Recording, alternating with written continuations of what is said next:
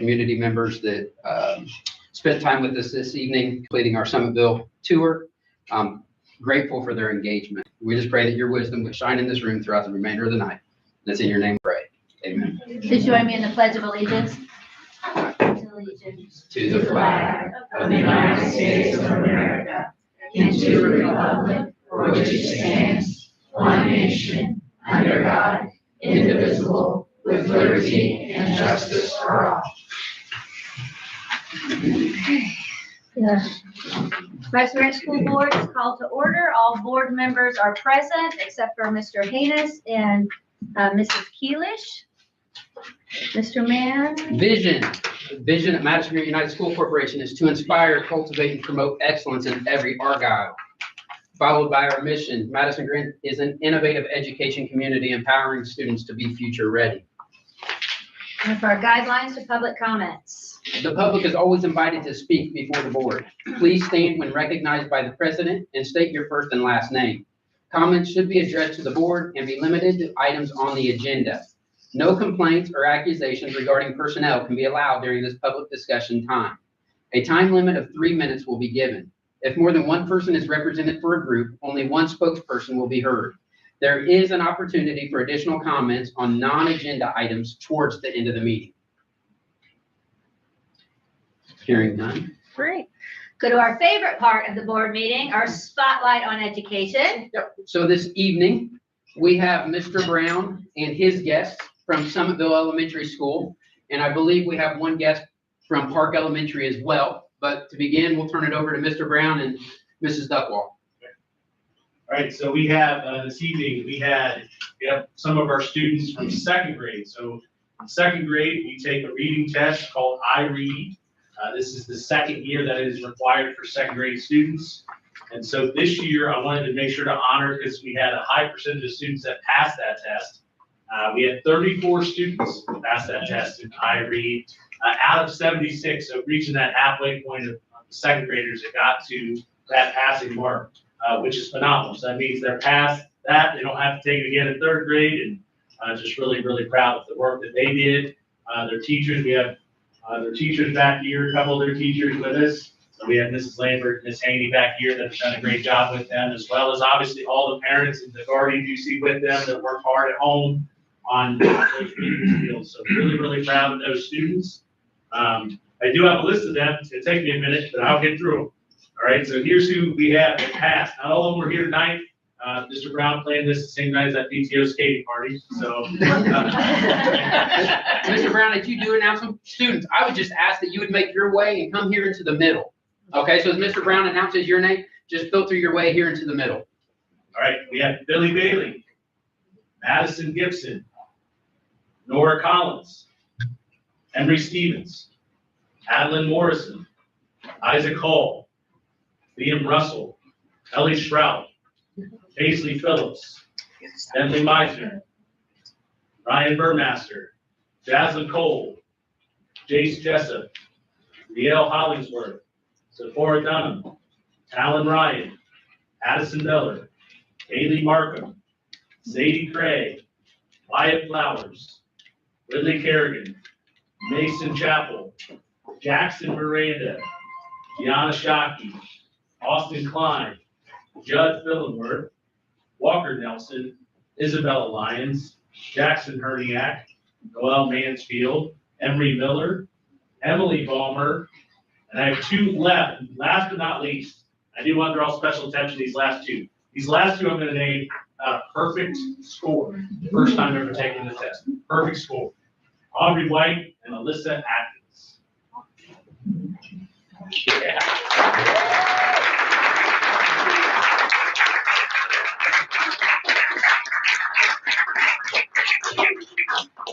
And now we will allow Mrs. Duckwall we piggybacked in here this evening, but you'll understand why here in just a moment. So congratulations, first of all, second graders. That is so impressive, and I can only look forward to what you're going to do as third graders and beyond, because I know you're going to continue to build those reading skills the rest of this year. And then, wow, when you come to third grade, we're just going to really have to work to amp it up to challenge you and keep you going. So again, congratulations. For Park Elementary, we had one perfect score, And so we are proud that we have a number of students in addition to last year's who passed, but we had one perfect score, and that is Briar Avila. So Briar.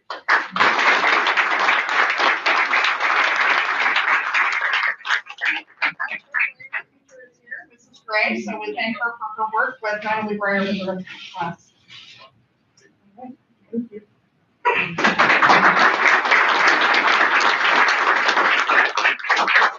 Mr. Brown, I do have certificates, okay? So you can distribute certificates as you see best fit. Snap a couple pictures, Yes. send my way. But students, nice job, okay? Good job. Stepping into third grade, having already passed IRE, so we don't have to worry about it next year, correct? But we're gonna continue to read all summer long, right? Chapter books?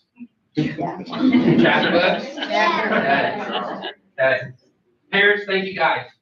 Okay, I know their success that we see in the building often reflects the support that they receive at home as well. So thank you guys.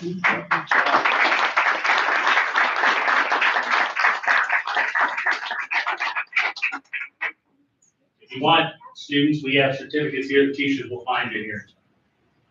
That's okay. And then we'll head out, we'll take a picture with your certificate out in the hallway. Parents and anybody wants to. And you are feel free to leave if you so choose after, or you're more than welcome to step back in and join us for the rest of the meeting.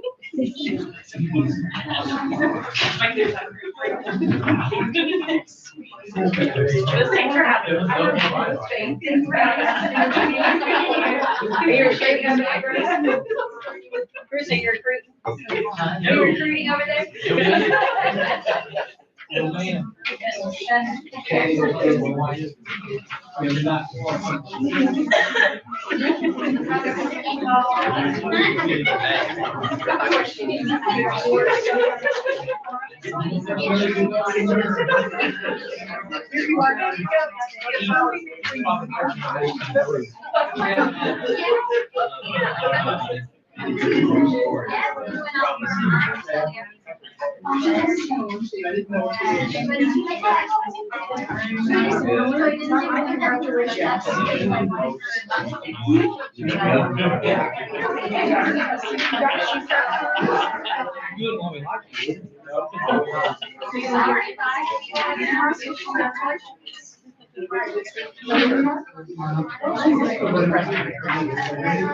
There you are. Congratulations, Kaylee. Well.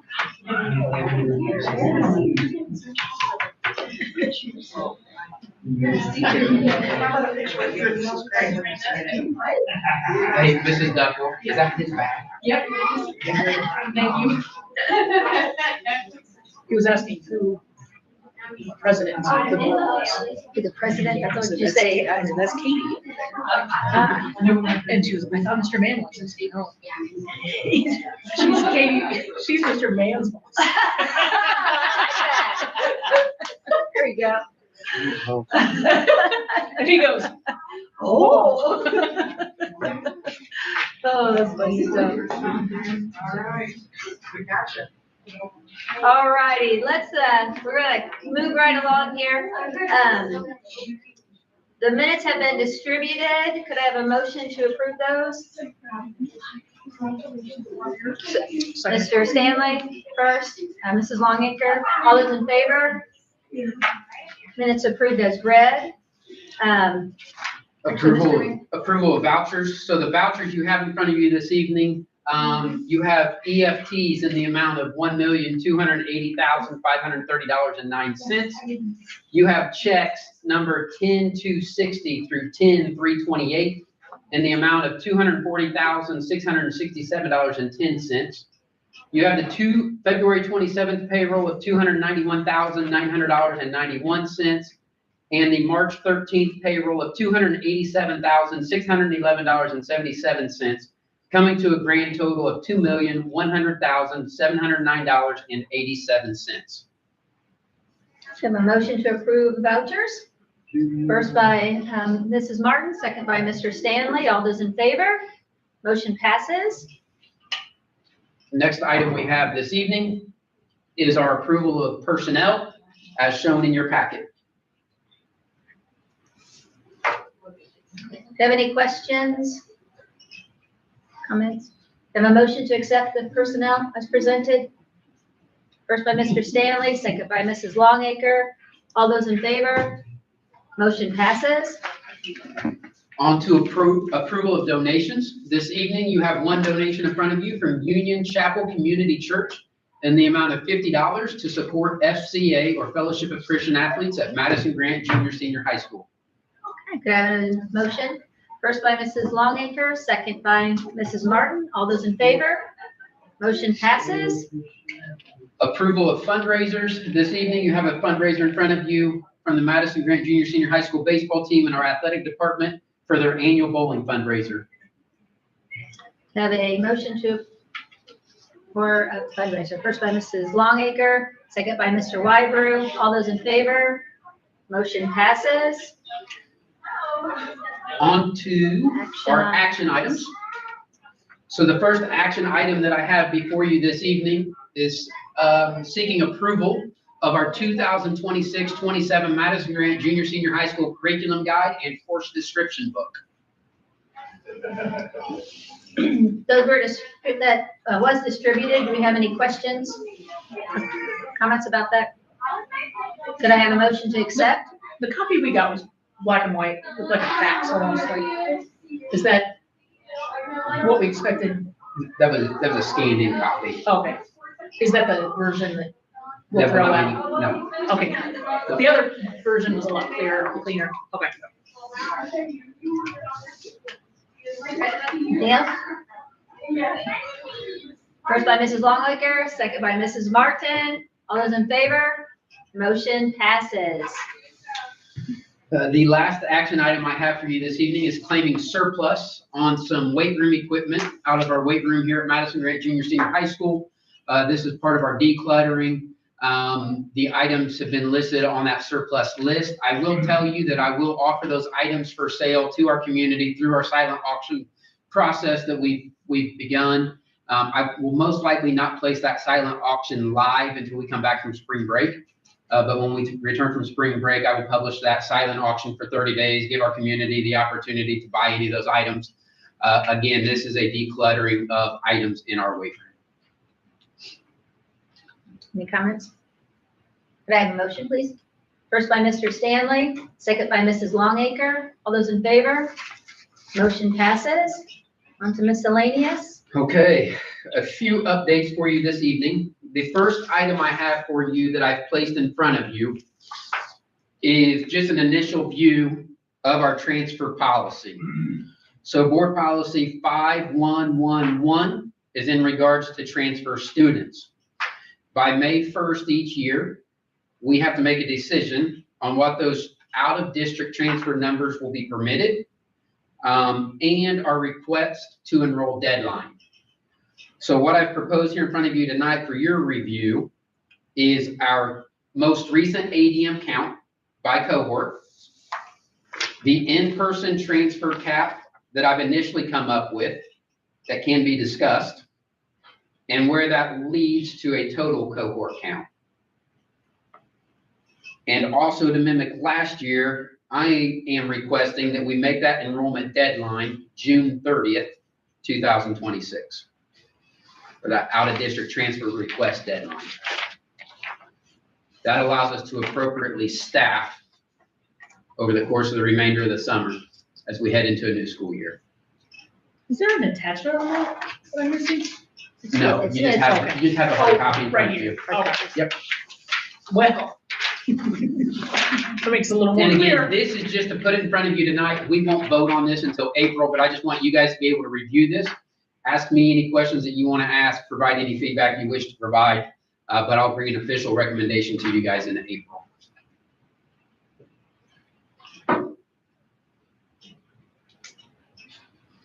Are there any questions or anything that you just see off the top of your head that you'd like for me to answer at this point? Not pressuring you to, but just giving you that opportunity.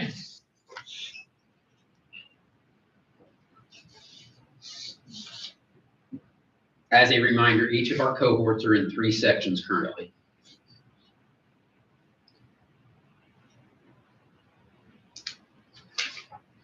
And that's really through grade 8, 9, 10, 11, 12, all gets mixed together.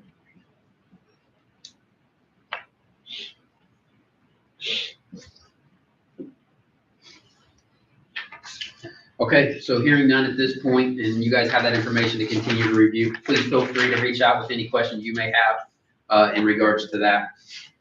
The next item I have for you this evening is centered around pre-K programming. So we are roughly a year and 3/4 into our Early Learning Center. For those of you that don't know, our Early Learning Center is the old central office building that sits across the road here. And that is basically an employee-only childcare. So any employee child from newborn to age 3, they have access to that Early Learning Center. I will tell you, our enrollment at the Early Learning Center right now, in the infant room, we have 5 children. In the 1 and 2 year age group, we have 5. And in the 3 year age group, we have 8. We are at max occupancy based upon number of employees and employee to child ratios that are permitted. So each of those spaces are at max occupancy. To give you guys a reminder, tuition in the infant room is $30 a day. 1-year-old room is $27 a day. 2-year-old room is $24 a day. And the 3-year-old room is $21 a day. CCDF qualifiers are state funding. We currently have 1 child that receives that at $170 per week. I will remind you guys that CCDF and On My Way pre-K early childhood funding, we saw significant cuts in. Prior to those legislative cuts, we used to receive $282 a week. So we lose $112 a week on that funding that we had received prior to those legislative cuts. Our employees over there, we have our director, Mrs. Stinson, and then we have 3 lead teachers. So those 4 adults and a couple subs run that facility. I will tell you that one of our employees in that building is a former grad. So even within the last 2 years, so a graduate of 2 years ago in that facility, helping, serving as a lead teacher. Now, let's jump to Argyle Academy. And our Argyle Academy is our pre-K programming that we house at Summitville downstairs. We run a 3-4 mixed room with serving 2 3-year-olds. We serve 22 4-year-olds, and we serve 25 5-year-olds.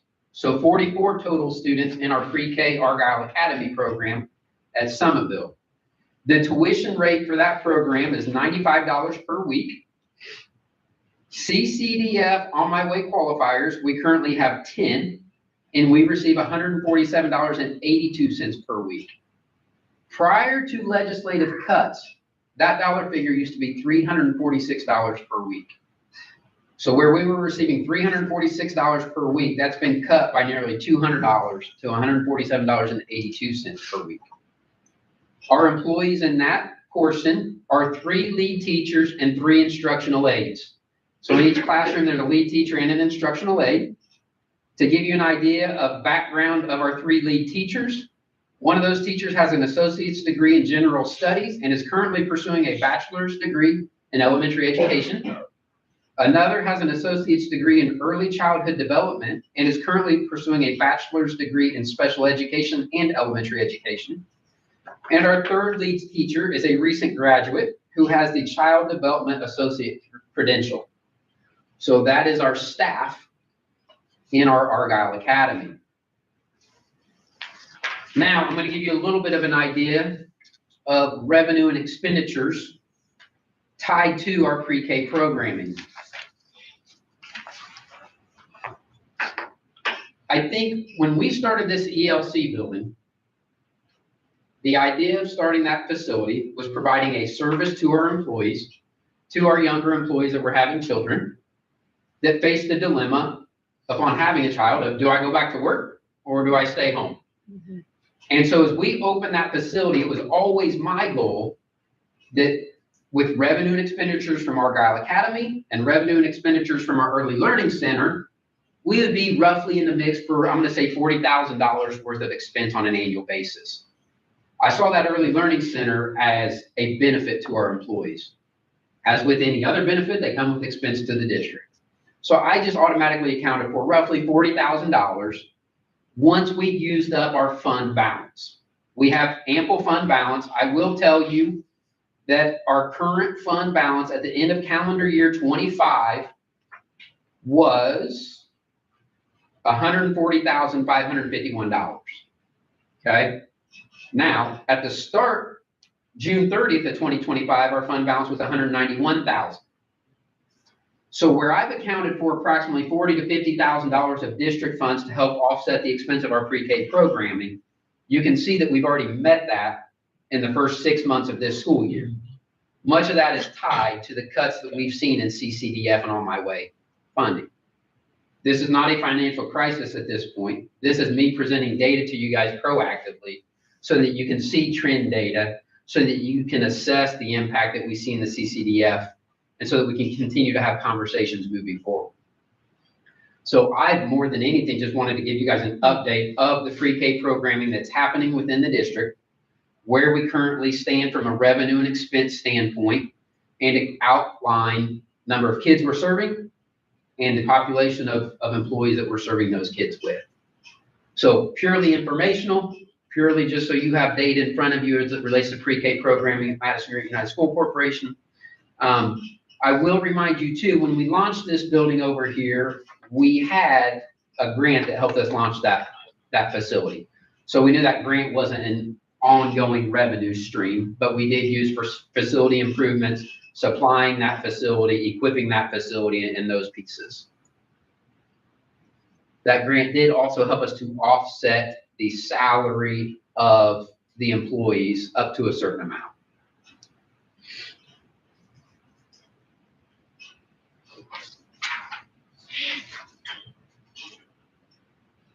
And I also say all that to say, I gave you guys the rates, and I haven't done a study lately of what rates would cost other places, but I can tell you that even when we initiated these rates, they were at a much reduced rate versus what it would cost out on the open market. Yes.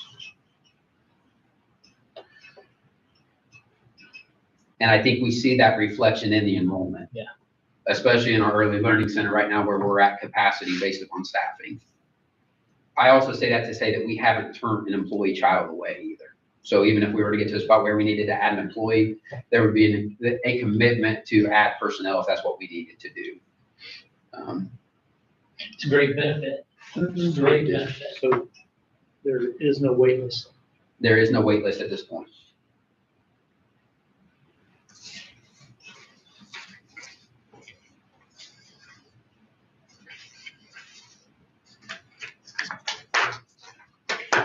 Okay. There's an update on pre-K programming at MGUSC. Everything from newborns through pre-K, ready to go to kindergarten in this coming fall. Now we can jump over to our February 2026 cash flow. I'll give Ms. Richards a chance here.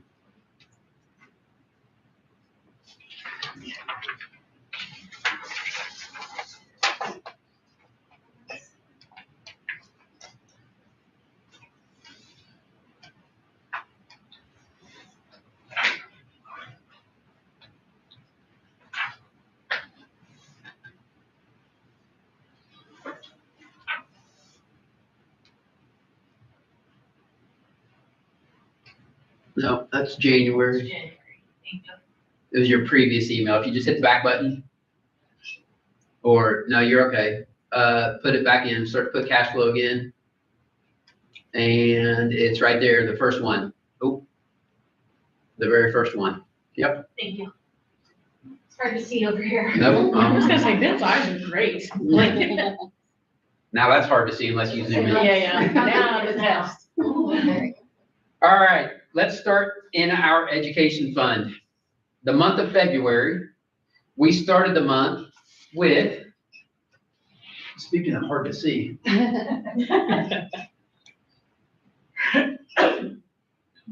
I'll work off my document here. $3,573,087.56. Okay, so a little over 3.5 million is what we started the month with. We did receipt in a little over 1.7 million at $1,737,007.48. We spent $1,314,346.32, leaving us with a fund balance of $3,995,748.82. February was the month that we saw reconciliation for special ed counts of December 1st. So that's why you'd see increased funding as we received retro pay from the state on our December 1st counts in the month of February. So that's the reason that you see the increase there. Other than that, a fairly clean month, nothing special as far as expenditures outside of that.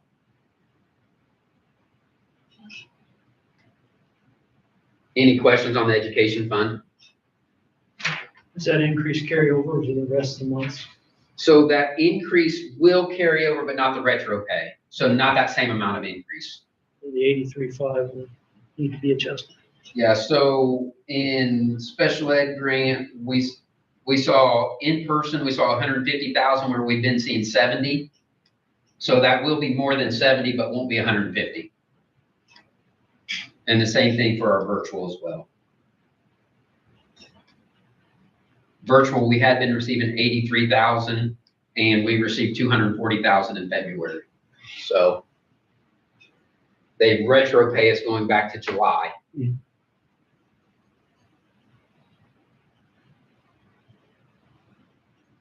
But I understand what you're saying. I did not update those figures after that, but I will do that prior to next month.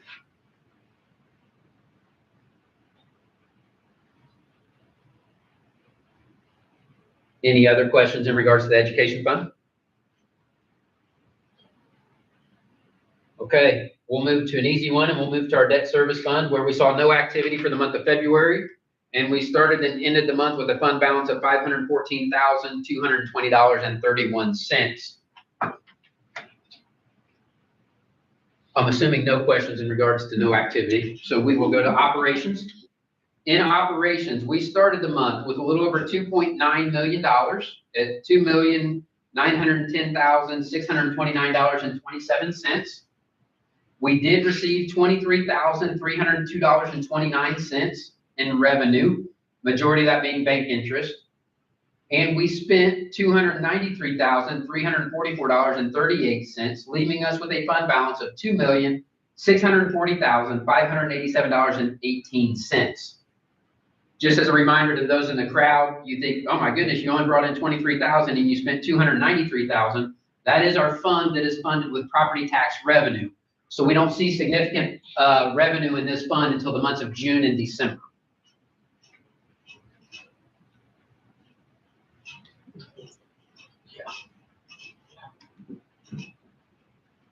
Any questions in regards to our operations fund? Okay, so then we can jump straight to rainy day. And rainy day, much like debt service, saw no activity for the month. So in our rainy day fund, we still have a balance of $1,746.36.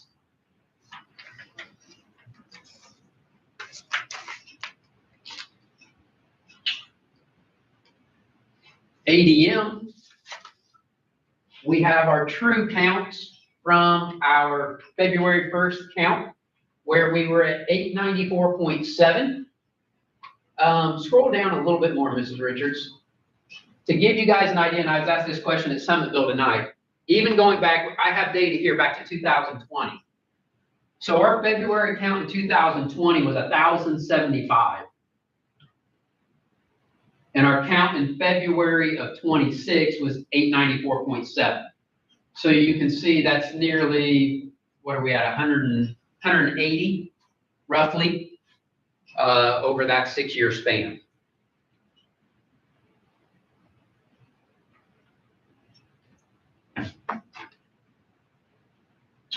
That was in person. Our virtual February 1 ADM count came in at 1,232. A year ago, that was 1,146. So they're almost up 100 from last February to this February.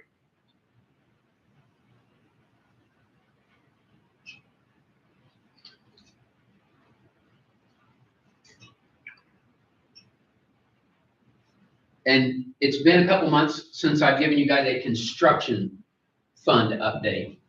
So you can get out of this, Mrs. Richards, and you can just go back to our agenda. But construction fund update, right now where we sit,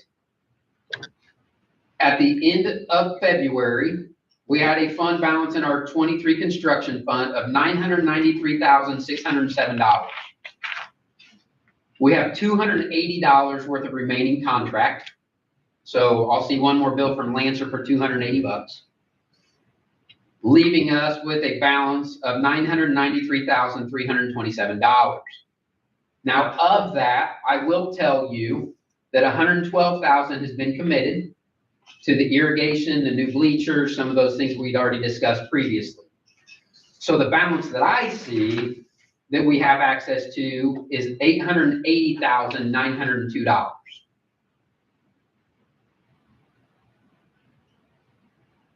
So remaining in the 2023 construction fund is $880,902. As a reminder, from last budget year to this budget year, we carried over an encumbrance of $273,642. So that is $1,154,544 of cash on hand that we have access to today to target towards district needs.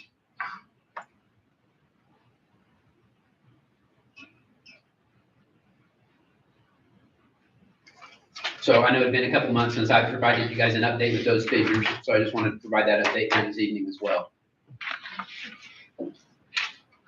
The next item I have is mentioning the ISBA Region 5 Spring Meeting. And that meeting is going to be on April 13th, and that is at our facility in Kokomo. 5:30 registration, 6 p.m. dinner, 6:30 meeting. If you plan to attend, if you would just let Mrs. Richards know by Friday, I would appreciate that, and she could take the time to get each of you registered. So again, that's April 13th. Registration at 5:30, dinner at 6, the meeting at 6:30. That'll be a fun meeting. So we will have Real interesting. legislative updates and other items in that meeting. So, Mr. Wyder, I never did follow up with you. Did you have a chance to go to the policy analytics seminar? Yes. Any takeaways from that? I don't know that a lot of it applied to us. A lot of it was spent on casualty insurance, property insurance, and things of that nature. Second part was on health insurance, and most of them were in conglomerates, so it was kind of, stepping out of that versus if you were on a different plan. Yeah. The other big thing was just litigation, some of that, particularly related to due process, things of that nature. That's kind of where we started. Okay. So I did take copious notes, so I've got notes here. Perfect. So, I can update you on whenever be a chance to talk about it. Okay. And just to give you guys a reminder again, property casualty insurance. Mhm. That's something that nearly every district across this state has seen significant increases in the last 5 years. I presented that to you guys, I don't know, a meeting or two ago, where I think we've gone, when I slid in the seat in 21, I think we paid something like $144,000. And the check I wrote this year for property casualty was $293,000. So we've more than doubled in those 2 years for our property casualty insurance. And again, Policy Analytics is presenting on that in one of their quarterly seminars because we're all seeing that impact for a number of different reasons. The one thing they mentioned a lot was that not necessarily they're moving the policies up as much as they are the coverages. They're changing the coverages and keeping this the same. Now, like your milk is this size, the same price, but it's half gallon instead of full gallon. Mhm. So they're adding on a lot of riders for wind and hail, particularly in the southern part of the state. So, we're fortunate from that perspective that we're not having to get a separate policy for that. Shrinkflation. Yes, shrinkflation. Mhm. They said the other thing is that they're recommending is that that school corporations consider breaking their policies. What I mean by that is splitting them up. So you got a workers' comp from one company, a general casualty from another, a wind and hail from another one, possibly an umbrella from another corporation. So to get that, he said that, every 3 to 5 years, you ought to at least consider entertaining other options. Because people will give you a price to get your business. And then if you don't shop around, They don't have to. price. Right. And I think that's, when you talk shopping insurance, it's no different than us shopping homeowners insurance or auto insurance, getting apples to apples. And, when you're dealing with a lot of different underwritten policies and everything else, that's the challenge in shopping that out. But yeah, you always like to try to keep them honest. So look, thank you for attending that. I hadn't had a chance to circle up with you, and we will chat more about that. Had good food. Good. That makes it work. And the final piece that I just want to give you guys an update on this evening is in regards to strategic planning, including debt structure, including facility studies. Mr. Wyber and I, roughly 2 weeks ago, approximately, spent a little bit of time on a Zoom call with our partners at Steeple as we began to assess the new property tax legislation and how that's impacting us and our properties that are within the district, and how that ties into our debt structure and facility needs. So we started that conversation with Luke at Steeple on a Zoom call. Luke is taking that data and passing it on to our partners at Policy Analytics, because our partners at Policy Analytics have that parcel by parcel data. So they can give us a much more greater detail of what that impact is. Right. For our specific district. And so based upon our call with Steeple's now passing data on to Policy Analytics. Policy Analytics will do a deeper dive. I will tell you guys, Policy Analytics has responded stating that they've received that. Policy Analytics resources right now are devoted to corporations that are seeking referendums in the November ballot. To give you guys an idea of what that looks like across the state of Indiana, and I might get this wrong, correct me, David, but Luke at Steeple told us traditionally November ballot referendums is approximately 4 across the state of Indiana. There are more than 50 that are currently going to go to the ballot in November. So that gives you, so these partners that we work with are staffed for traditional years. And now all of a sudden we're going to go times 12, times 13 of a traditional year. So their resources are spread thin as well. But they have reached out to let me know they do have it. They are working on it, but also to let me know that we're frying every fish we can as fast as we can. So, yeah. Yep. So that is all I have as far as superintendent updates for this month. All right, Let me get back to my other agenda. public for expression. Okay, so the public is always invited to speak before the board. Please stand when recognized by the president and state your first and last name. Comments should be addressed to the board and be limited to corporation issues only. No complaints or accusations regarding personnel can be allowed during this public discussion time. A time limit of 3 minutes will be given. If more than one person is represented for a group, only one spokesperson will be heard. Jay Smith, did you want any other information under my name? You're good, sir. Well, I have a question. I learned that there's toilet flushing problems at the Summerville School, and I learned here that you have $150,000 of discretionary money. My question would be then, why don't you fix the toilets so they flush?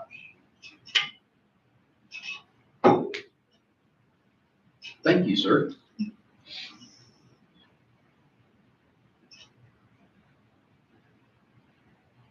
Mr. Van Ness? Yes. I'm Andy Van Ness, and as president of the Madison-Grant Alumni Association, I just wanted to let you know that we received approval from Indiana Secretary of State Diego Morales for our articles of incorporation. So as of March 6th, we are officially the Madison-Grant Alumni Association Incorporated. Great.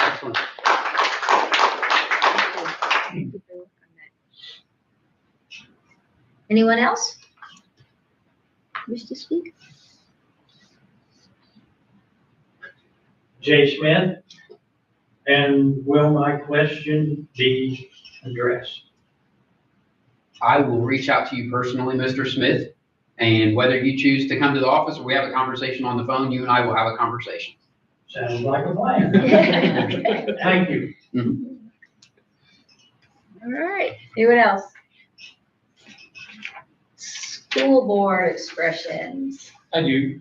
Jay Lee, I was kind of not paying attention. I was digging for numbers, because I think you asked when we were down in the basement at Sunville about the numbers in the mid-90s. And I told you, I thought when I came on the board, we were around 1,600. I can't find the actual numbers, but they're on the IDOE website, and I'll look and find those numbers. But I kind of Googled it, and it came up and said low side mid-90s, it's low side 1,200, high side 1,500. But I'll find out for sure. I really think it was 1,600, right around that in 2005. But I'll find out. I think in 1985, my son was a senior, I believe, and he thought it was just almost 1,700. I think you're probably pretty close. And again, when I Googled it, it came up and said 1,988, and I know that's not correct. So, yeah, I'll find out for sure. Because David and I both graduated in 86. I think we had 119 in our class that graduated, so I kind of done numbers in my head. So, but I'll find out and I'll get with you. It may take me a week or so. I got a lot going on, but I'll get some hard ADM numbers. You're welcome. Yeah, thank you. Stick around after the meeting so I get your phone number. Any other school board members? There was some reports out of the Madison-Grant, the Madison County Art Fair. One of our students won the whole thing, so it was pretty exciting with her cardinal stained glass piece. And then I saw some of the band students had placed at the ISA Solo and ensemble. solo and ensemble contest, so there was a big win. They always work really hard for Our that. United basketball team won. Our United Yes, basketball that's team. right. Oh, yeah. That was awesome. Back-to-back county champs. Back to back. And then also, this past Saturday, our VEX robotics team out of Park Elementary competed in the state finals at Lucas Oil Stadium. Oh, great. I always hate for the school board thing to go by and not Mention that. highlight the things that we know, we see. So, Exactly. I also, Miss Solms, won an award at the art fair. Oh, yeah, she was like teacher of the. Yeah, that's right. Distinguished teacher. I enjoyed seeing the FFA week, their celebration, driving the tractors to school and everything, and Get a dress up week. the duck hunt in the building, I would love to know how that went, because I saw the postings on social media and I thought that was a clever idea. There's one that made it to my office. Awesome. Another one? Right, Yeah, only one? But Yeah. FFA week was neat, and the annual staff breakfast that they've done the last few years. But yeah, just the way that the kids jump in and the pride that they take in that week, and it's, Probably need a big box for the rest of the ducks at graduation. Wow. Yes, sir. Thankfully, they don't get handed to me anymore. Well, it was great to have a great turnout at Summitville tonight for the tour. I think that was a record since I've been on, to have that many people show up for one of our building tours. And that was just really neat to see everyone come out and see the community be involved and engaged. Yeah, it was good stuff. I got one more thing. I'd like to highlight our curriculum guide and our course guide.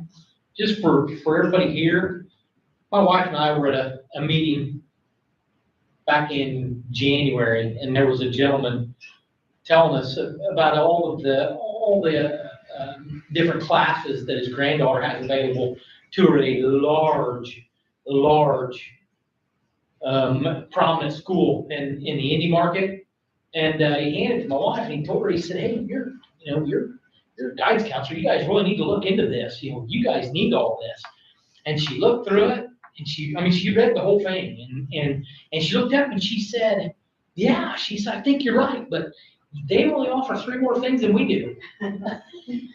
Yeah. And that, so, and I'm pointing that out because that needs to be out there, you know? Sure. I mean, everybody wants to talk about athletics, you know, and everybody wants to talk about that, but if you really pay attention to our little school, academically, it's incredible, you know? I mean, we have kids going to college as full-blown sophomores Right. with little to no cost to their families, and, you know. I'm gonna be honest, like on the board, I didn't know that document existed.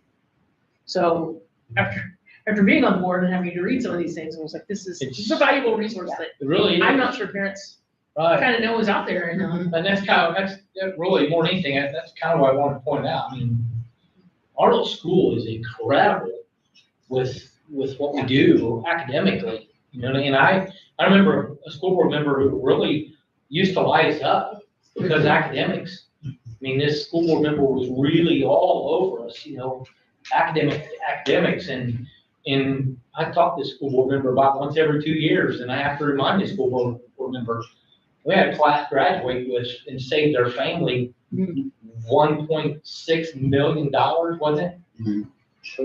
And, you know, and I say this, you know, there's an investment in this room. You know, and when you think about the programming we provide our students, obviously that's resources. And so any place we spend a resource, it takes a resource away from another area. Sure. But this room has done an outstanding job of funneling resources directly to students. And what I say by that is we have students that take dual credit college courses that they don't pay $1 for. We have students that graduate from here with their associate's degrees that they don't pay $1 for. I mentioned our pre-K programming earlier, and 2 previous students, one works at the ELC and one works at the Argyle Academy, that graduated from here with their credential, with the certification that they needed to step into those roles. And so I've always said this, even back in my days as principal, I'll put what we do up against any school pound for pound, and the access that our students have. And when we don't have the option to create that access directly in the building through a current staff member, the work of our school counselors to tear down walls to find access for those students, whether it's an upper level math kit where we may level out in dual credit calc as being taught by a teacher here at Madison-Grant, our counselors work to find that option for the kid that needs that next math class in order to provide it. The next thing in addition to that I'd just like to echo, just because I saw it as a building level principal, it was a conversation that we had yesterday. Our students in this building, because they build schedules, 7-period schedules, are provided an opportunity to sit down with our school counselors and one-on-one scheduling meetings every year. So as our current 7th through 11th graders have started scheduling for the 26-27 school year, all that has happened in one-on-one, face-to-face meetings with Mrs. Stanley and Mrs. Day. That doesn't happen everywhere. That takes time and effort on their part. That takes resource on their part. But again, it's a resource that they've devoted and prioritized to give right back to the kid. And parents are allowed, or parents do go to those, attend those meetings too. Correct. Correct. We have so much in our little school to be proud of, like unified basketball. That is absolutely the most fun I've ever had in my life at a basketball game. I mean, until you experience that, you just don't understand. And next year, when this happens, I'm gonna come grab you, and we're gonna come out and watch some unified basketball. And I'm telling you, it will absolutely make your year, you know, and clear down to the band students and the track team. You know, it's just incredible what our little school does. You know, As we walked out of unified basketball at Eastbrook last week, I looked at my wife, I said, if that job comes open, I'm applying for it. yeah. It's awesome. Anyway, I rambled I mean, enough. that could happen, you just said that in front of all those people. Jay Smith, and if I may, I was just extremely impressed to it. I could walk in those classrooms and literally feel this education that these kids were getting. I mean, it was,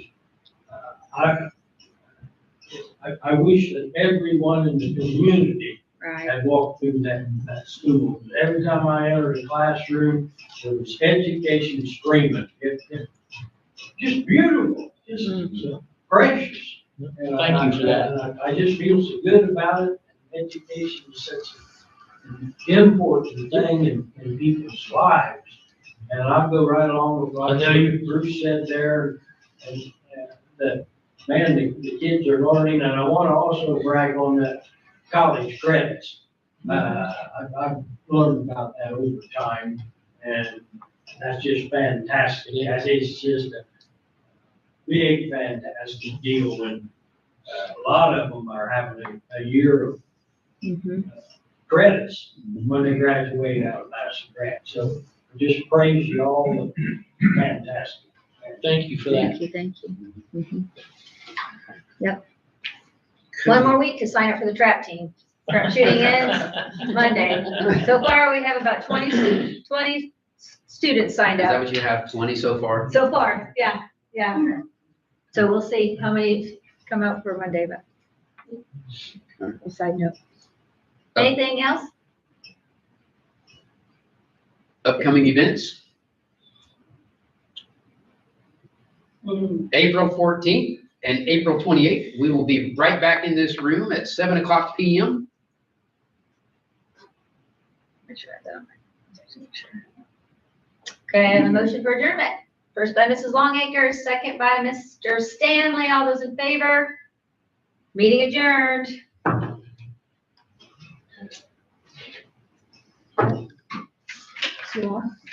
Good to see you.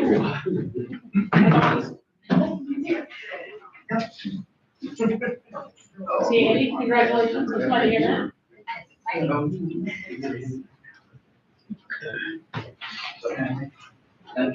So totally not school related. Anyway, I hope that you took also a schooling class. I did. It's like a community kind of class. Yes. I think they still. Yes, I did. They do it, and they do it at Valentine's Day. So I did a heart. My other one, I did a heart. Okay. Yeah, yeah. So I They do a couple. So is that just